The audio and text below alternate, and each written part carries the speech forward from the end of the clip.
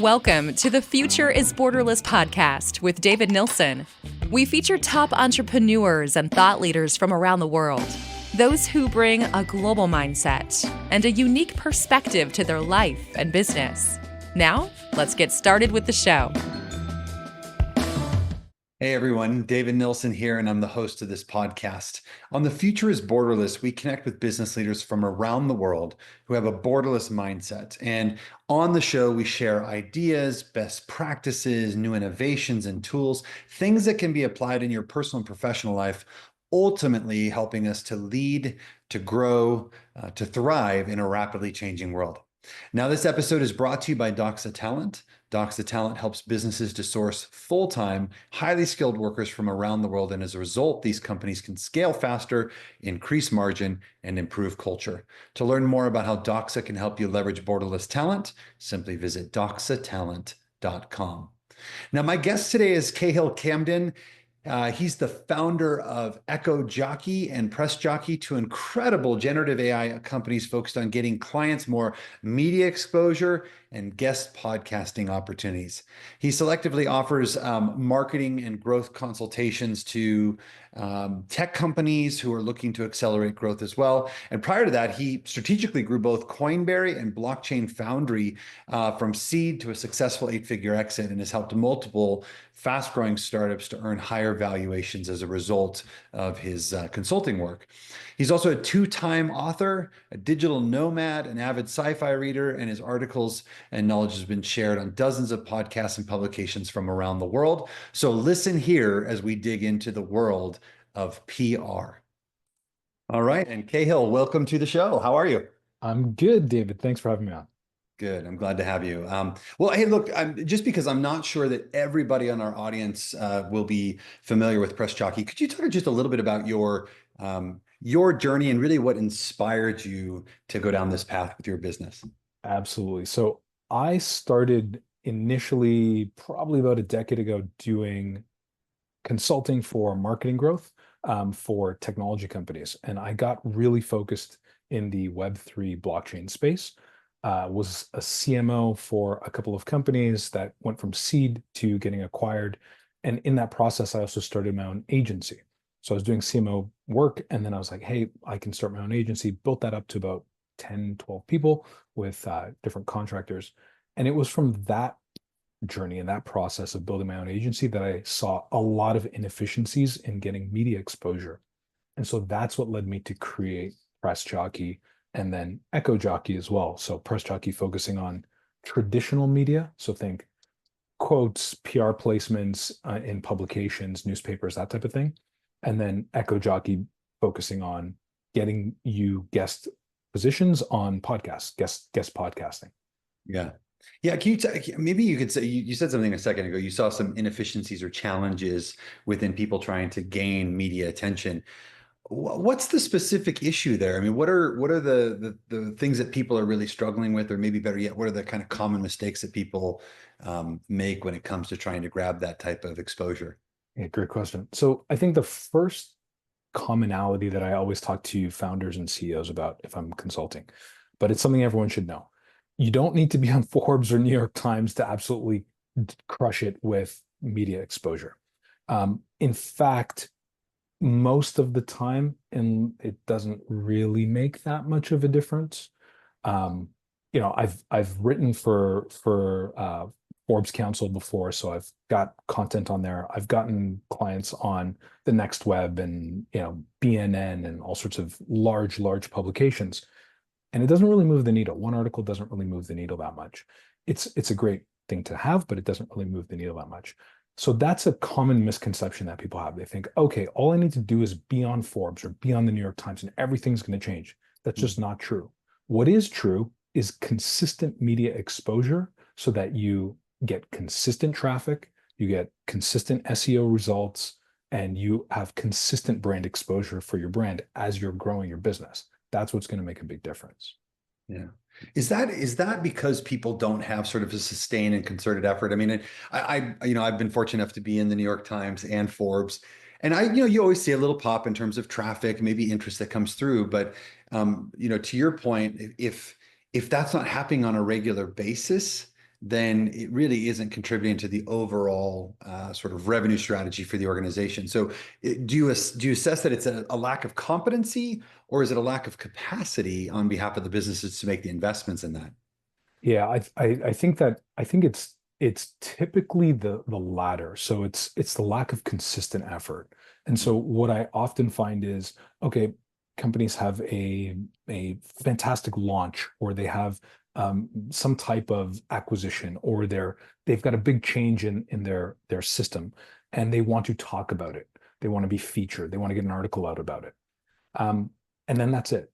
Where you actually get a lot of media power, and you get a lot of value for SEO, for growth, for revenue, for customers, is if you're consistently in the media. And if you think about the top brands in the world, and it could be brands or people. Think about like a guy like Elon Musk, Donald Trump, love him or hate him. They're always in the media.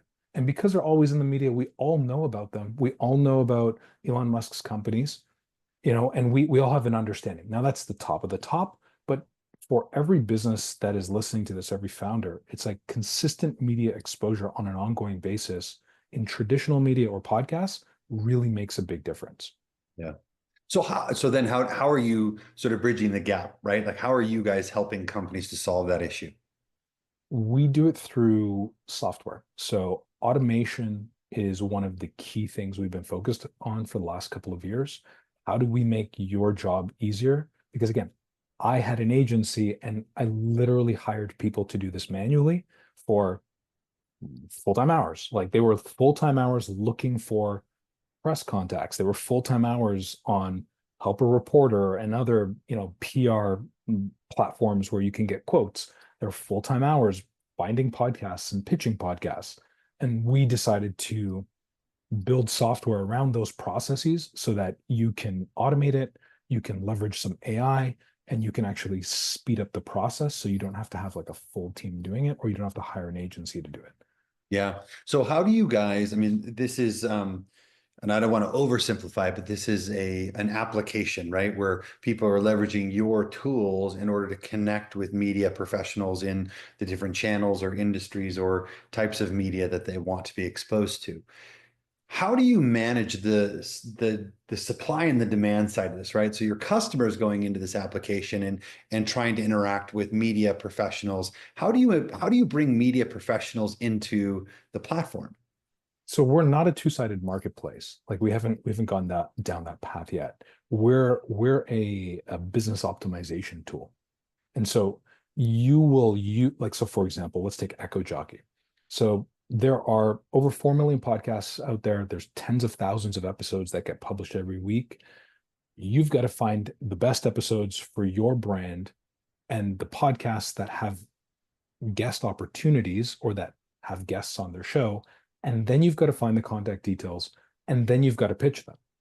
We automate all of that because we use software to do that. So you can quickly search through hundreds of thousands of episodes every week or every month.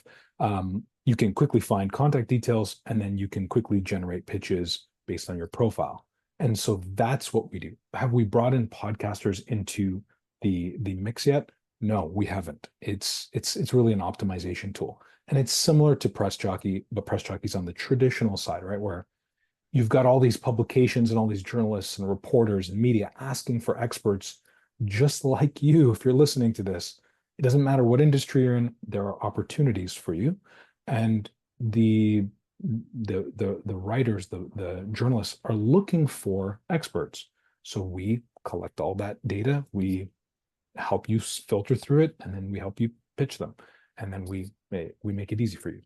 Yeah, having gone down this path, I remember years ago. I mean, I'm going back 2 decades now, and not that I want to date myself, but we used to collect data from our clients, and we were serving small businesses, so we called this Data Small Business Campaign. Still exists today, and we started collecting data from our customers on a year-over-year basis, and we could show like revenue growth, their economic outlook, the types of businesses they're buying. We started feeding that to the market, but what we had to have an internal person to develop all of that. And then a PR firm that we retained, and I can't remember the retainer off the top of my head, but it was somewhere around 10 or 15K per month to have them out doing this on our behalf. And even still, we got some great media exposure, but it was super expensive. And as I'm listening to you talking, I'm thinking, and I've obviously been in the system, this dramatically reduces the cost to gain that exposure, but you still do need to have somebody that is focused on making those connections and trying to drive that exposure. Yeah, you do. You need somebody. The system, the AI is not good enough to just do it all for you yet. Totally. Yet we're working on it. But to your point, David, like I had an agency. We charged $5,000 to $15,000 a month to be on retainer to get publicity. Like that's what we did. And part of that is having the Rolodex. You're paying for that. Part of that is we have to have staff who know how to pitch, build relationships. You're paying for a lot of that time and that effort, but software does it, and we've built that software to do it, and it's like a fraction of the cost. I'm like, $100, $150 compared to $5,000, $10,000 a month. Now you do need to pay for a person to do it, but you don't need like a very senior comms person, or you don't need a very senior marketing manager. We've had interns use this tool. We've had virtual assistants use this tool with great effect. And that makes a lot of sense. Well, and in full disclosure, we're obviously an outsourcing company, and we have some of our outsourcing resources that have used this system too. So it is very intuitive. I can certainly attest to that. Tell me a little bit about a unique customer, or maybe not a unique customer, but maybe just a success story that you could just sort of illustrate. What does it look like when somebody starts to have a concerted PR effort combined with the tools that you've developed? What can that look like at the end of the rainbow for a small business owner or a business owner in general? It comes down to more brand exposure, which gives you the ability to build your business faster, right? Like there's a reason why we're all trying to do content. There's a reason why we're all publishing on LinkedIn, X, Instagram, you name it, Facebook. There's a reason why you're spending money on ads. It's to try and get in front of an audience. And all of a sudden you can use tools like Echo Jockey or Press Jockey to get on podcasts or get in traditional media, which gets you in front of an audience, gives you the ability to get content, and helps you build your business. And so a success story that I think is more recent in my mind, one of our customers, he was an early adopter of both Press Jockey and Echo Jockey. So he's awesome. He has his own marketing agency, and he trained his virtual assistant to use both tools. It was quite easy. She's been consistently getting him placements in top publications over the last year. And he just published something on LinkedIn. We didn't ask him to do this. He was just like, he was using it as his own lead magnet, actually. He's like, here's how I got on 42 podcasts in 6 months and, helped build my business. So that's what it can look like. 42 podcasts is almost 2 podcasts a week. And since that post, I followed that post, obviously, because he's talking about our platform. There's a whole bunch of comments I asked him personally, he's been getting business from it. And again, his virtual assistant is doing this. I think she's in Europe somewhere. So it's something that anyone can use. Yeah, that's amazing. 42 podcasts. That's a lot of one, content that's being created, and two, getting a chance to have somebody tell your story, right? So yeah. Well, pretty impressive. And you mentioned it just before we got on the call, which I thought was really great. Like you're ahead of the curve. You said, look, I think about podcasts as it helps with SEO value, and it also gives me content that I can then cut up into smaller pieces and use on the various platforms. Yeah. And I said that's exactly right. Like not only are you getting in front of an audience, but now you have content that you would have otherwise had to create on your own with no audience, and you're going to publish it on social anyways, but now you can do it in front of an audience, 50, 100, 200, 500 people. And now you've got all that content at your disposal to use to get more awareness to your brand. Like it's fantastic. Yeah, and for more context for the audience, we were having this, just chatting a few minutes before we hit the record button here. And actually what I was sharing was that, I've been on a lot of podcasts, but, viewership from podcast to podcast is very different, right? Some you might have thousands of views per episode, others it might be dozens. And And we were talking about some of the benefits outside of just viewership, and it's the fact that there's also this validation, right? Like it's different when you create a video for yourself. Well, of course, I know you're biased. That's something you believe in. That's very cool. But when I am saying, "Hey, I want to use my platform to share your story," there is this trust transfer that occurs in that as well. And it's just there's so many benefits to that. Let's dig in on those actually a little bit more because Yeah. as we've been sort of talking about, you've got Press Jockey that's really focused on helping people earn traditional media, radio, newspaper, so on and so forth. And then you have Echo Jockey that is more specifically focused on podcasting.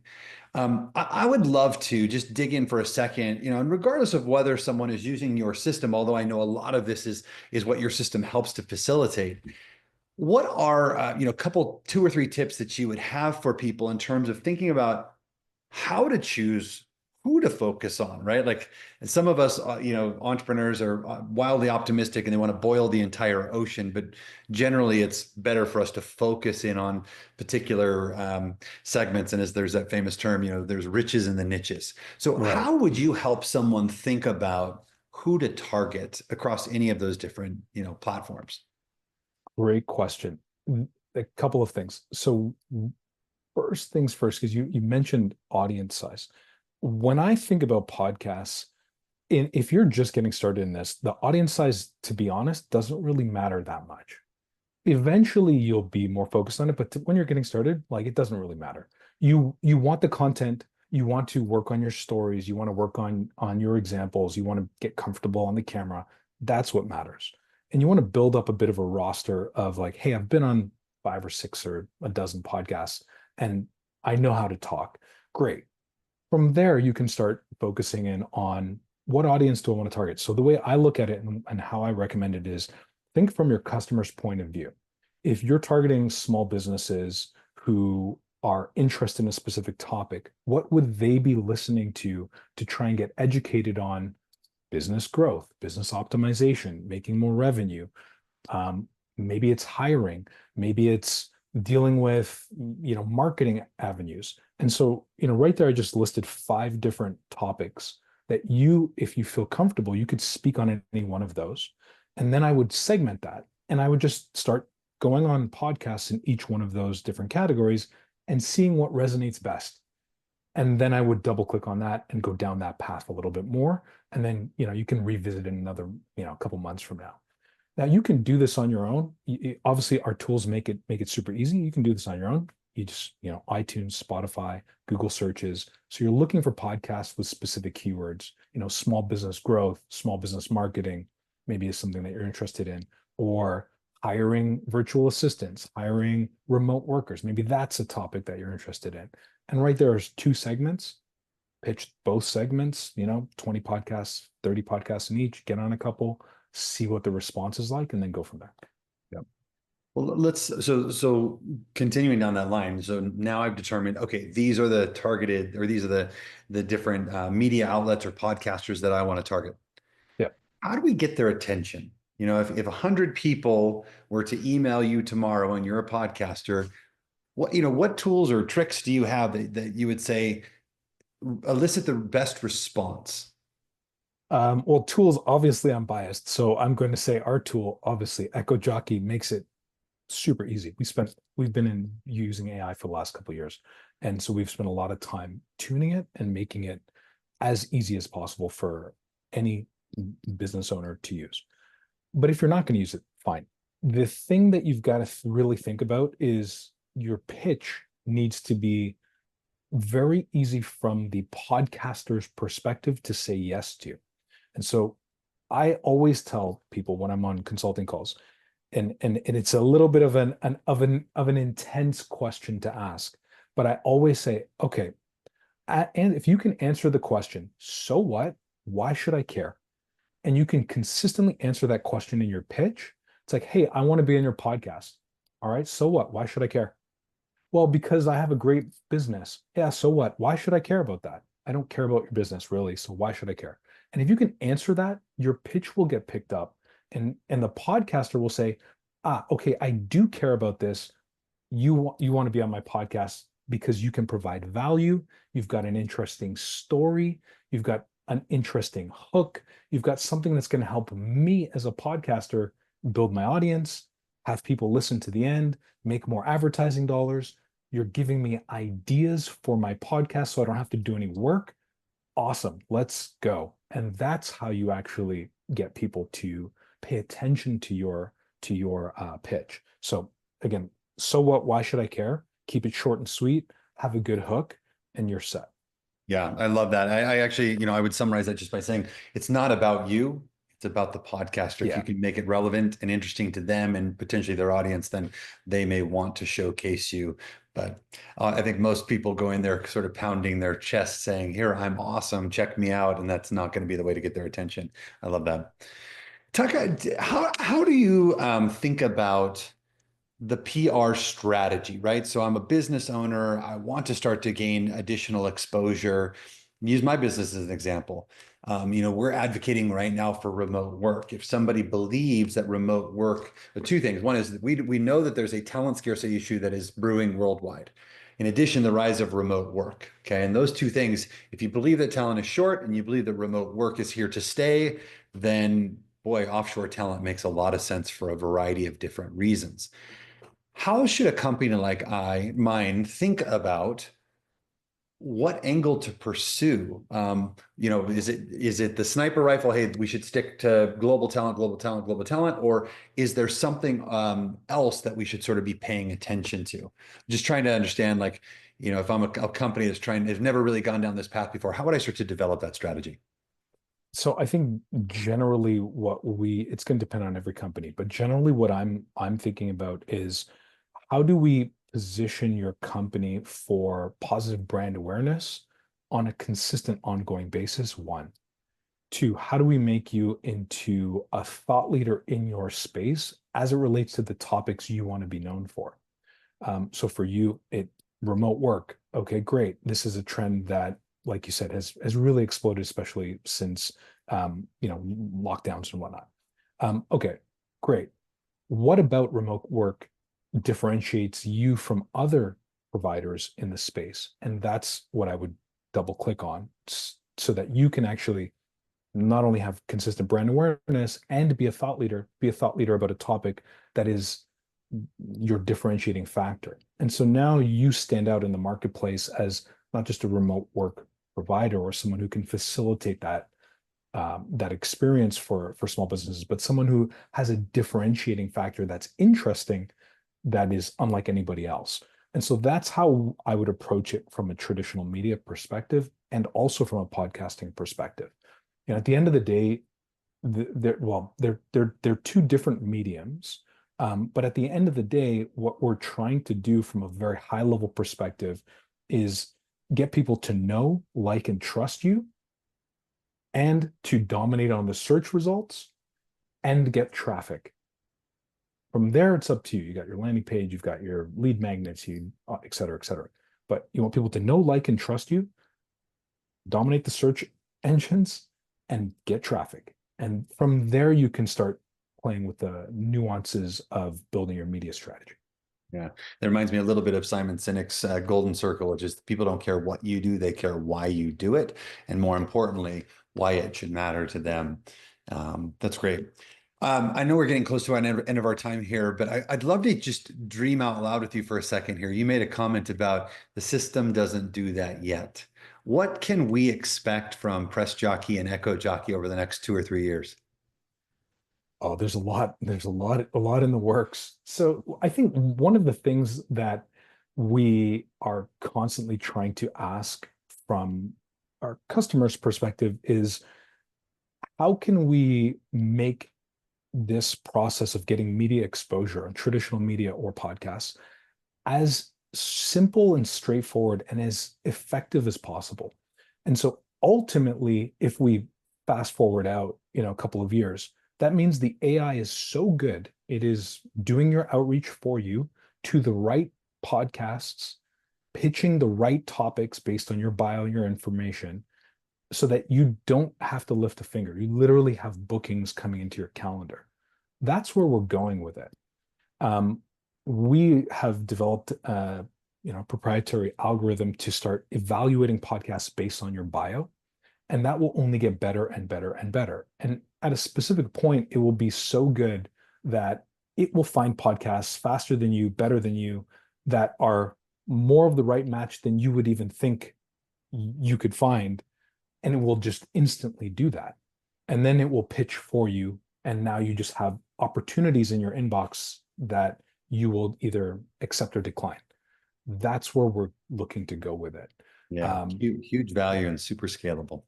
Yeah, so that's the ultimate. Like, and again, from the podcaster's perspective, it's about giving podcasters the best guests. Like, I know that there's so many small business owners and medium-sized business owners, founders who are listening right now. You have interesting stories, you have experience.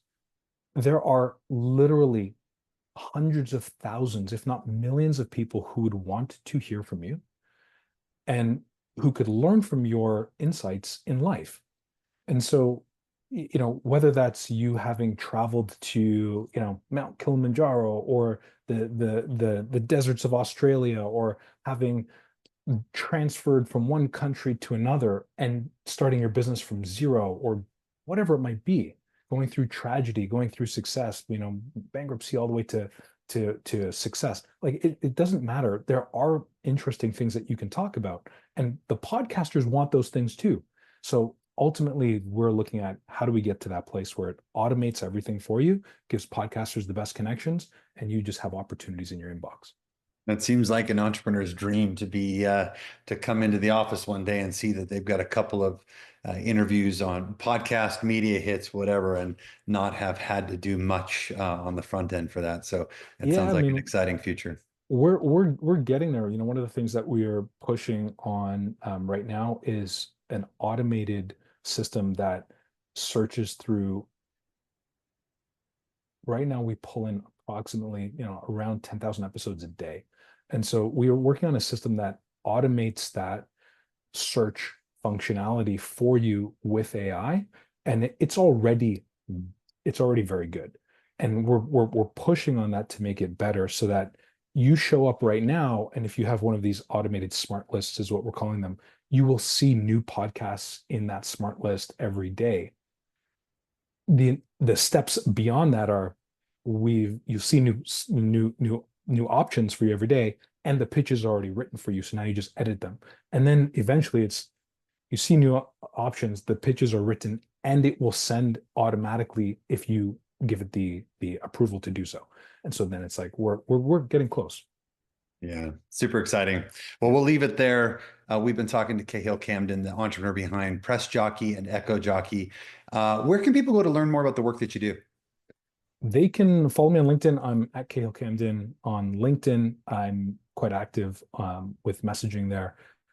And yeah, if they want to check out any of the platforms, more than happy to do that. It's pressjockey.com and echojockey.com. Awesome. And we'll get those all into the show notes for people too. Cahill, thanks for being on the call today. Yeah, thanks for having me, David. Appreciate it.